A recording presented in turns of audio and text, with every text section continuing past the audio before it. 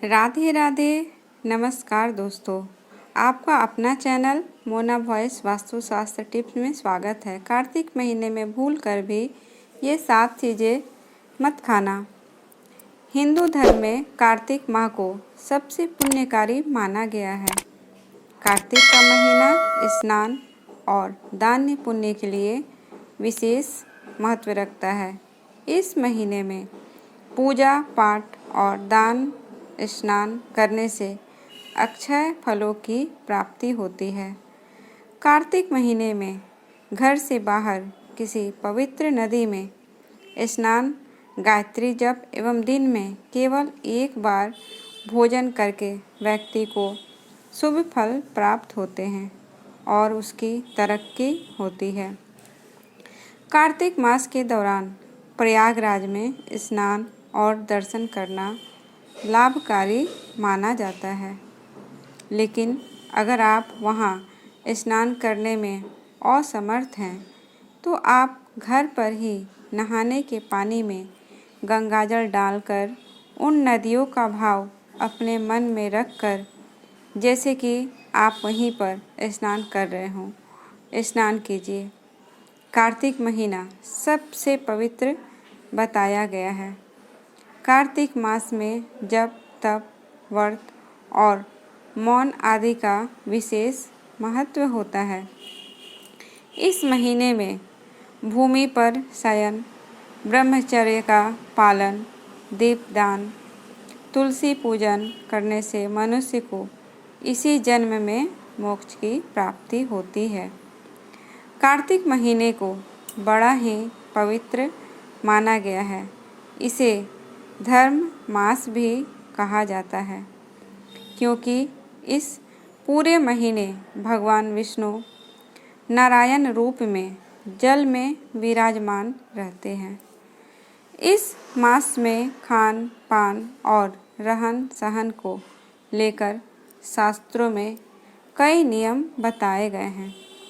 इन नियमों के पालन से जहाँ स्वास्थ्य पर अनुकूल प्रभाव पड़ता है, वहीं लक्ष्मी नारायण की कृपा से लौकिक और अलौकिक जीवन में सुख और आनंद की प्राप्ति होती है।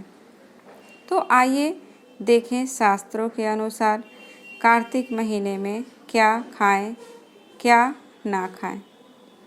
नंबर 1, मछली। मांस मछली खाना धार्मिक दृष्टि से वर्जित माना गया है। इन्हें तामसिक भोजन कहते हैं। खास तौर पर कार्तिक महीने में मछली खाना अच्छा नहीं कहा गया है। इसकी वजह यह है कि इस महीने में भगवान विष्णु जल में अपने मत्स्य अवतार के रूप में रहते हैं। वैज्ञानिक दृष्टि से देखें तो आषाढ़ में बाढ़ और वर्षा की वजह से जल प्रदूषित रहता है। दूषित चीज़ों को खाने से इस समय मछली सेवन संक्रामक और रोगकारक हो सकता है। इसलिए कार्तिक मास में मछली खाने से बचना चाहिए। नंबर 2, बैगन। कार्तिक के महीने में सब्जियों का राजा बैगन भी नहीं खाना चाहिए। ऐसा माना जाता है कि इस माह में पित्त दोष संबंधित बीमारी होने का खतरा रहता है और बैगन पित्त दोष बढ़ाता है। इसके अलावा इस माह में ब्रह्मचर्य का पालन करना चाहिए और बैगन काम प्रवृत्ति को बढ़ाता है। इसलिए कार्तिक माह में धार्मिक दृष्टि से बैगन खाना उचित नहीं है। उत्तेजनावर्धक होने की वजह से बैगन को धार्मिक दृष्टि से अशुद्ध माना गया है। नंबर 3, करेला। कार्तिक में करेले का सेवन भी वर्जित माना गया है। करेला वातकारक सब्जी मानी जाती है। साथ ही कभी कभी इसमें कीड़े भी लग जाते हैं, इसलिए ऐसा माना गया है कि कार्तिक माह में करेला खाना हानिकारक हो सकता है। कार्तिक का महीना साधना का महीना है। साधना के दौरान अधिक तीखे, चटपटे, तिक्त और रूखी चीज़ों को खाने की धार्मिक दृष्टि से मनाही है। तिक्त होने की वजह से भी करेले का सेवन वर्जित कहा गया है। यूँ तो करेला हेल्थ के लिए बहुत अच्छा होता है। माना जाता है कि करेला खाने से आप कई बीमारियों से बची रह सकती हैं, लेकिन कार्तिक महीने में बैंगन और मछली के साथ साथ करेला खाने के लिए भी मना किया जाता है। ऐसा इसलिए क्योंकि करेला वातकारक यानी को वायु बढ़ाने वाली सब्जी मानी जाती है।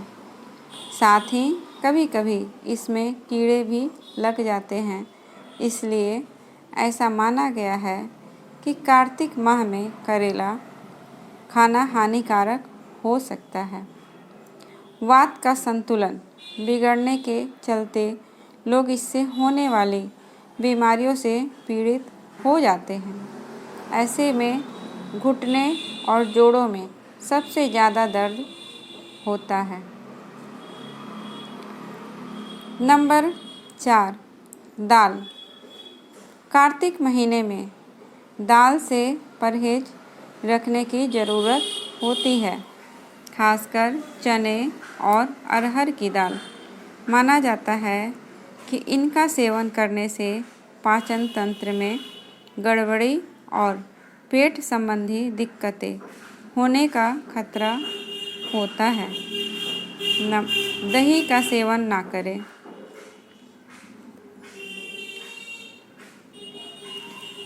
नंबर 5, शास्त्रों में कहा गया है कि कार्तिक के महीने में दही खाने से परहेज करना चाहिए, क्योंकि इस महीने में स्वास्थ्य की दृष्टि से दही खाना मना किया गया है। हालांकि दही की जगह आप दूध का सेवन कर सकते हैं। नंबर 6, ठंडा पानी। ठंडा पानी भूल कर ना पिए। कार्तिक माह से सर्दियों की शुरुआत भी हो जाती है। ऐसे में हमें ठंडी चीज़ों को खाने से बचना चाहिए तथा इस दौरान ठंडे पानी का सेवन भूल कर भी ना करें, क्योंकि इससे आप सर्दी जुकाम की समस्या से पीड़ित हो सकते हैं।